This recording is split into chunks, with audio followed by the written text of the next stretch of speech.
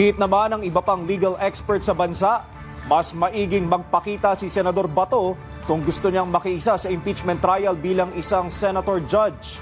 Yun nga lang, kailangan ding harapin ng senador ang arrest warrant ng ICC laban sa kanya.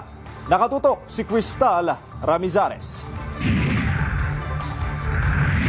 Legal at valid ang arrest warrant na inihain ng International Criminal Court o ICC laban kay Senator Bato de la Rosa. Paliwanag ng law experts, kahit kumalas na ang Pilipinas bilang miyembro ng Rome Statute noong 2019, may residual obligations pa rin ang bansa sa treaty. Ibig sabihin po nun, hindi po dahil kumalas ka na dun sa Rome Statute, hindi ka na bound ng mga obligasyon mo, lalo na dun sa mga kasong nasimulan na nung member ka pa. So ginawa talaga yun ng Rome Statute upang iwasan yung shopping, no, na parang kung hindi pabor sa'yo yung investigasyon, aalis ka bigla dun sa agreement.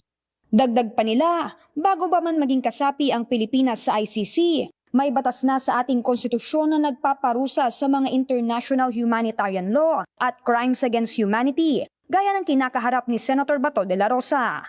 Hindi ibig sabihin tanggap na natin ang crimes against humanity. Kasi meron tayong sariling batas na nauna pa na maging batas kaysa nung pagtanggap natin nung Rome Statute, no? Na kung saan kinokondena talaga natin ang crimes against humanity.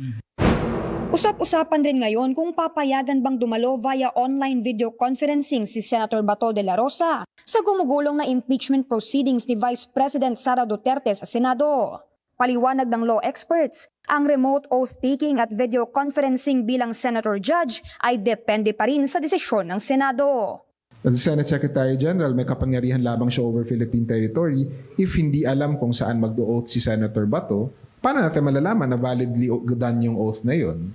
So parang for me, yung seriousness of impeachment requires some form of physical presence. Ano kaya ang mangyayari kung magre-resign ng isang impeachable officer habang may kinakaharap na impeachment trial?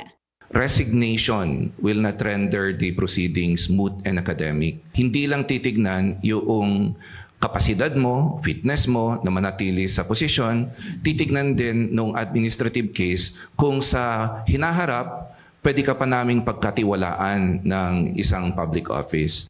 Hindi lang karapatan ng mga Pilipino ang magluklok ng pinuno. Obligasyon din natin na kilatisin ang mga namumuno.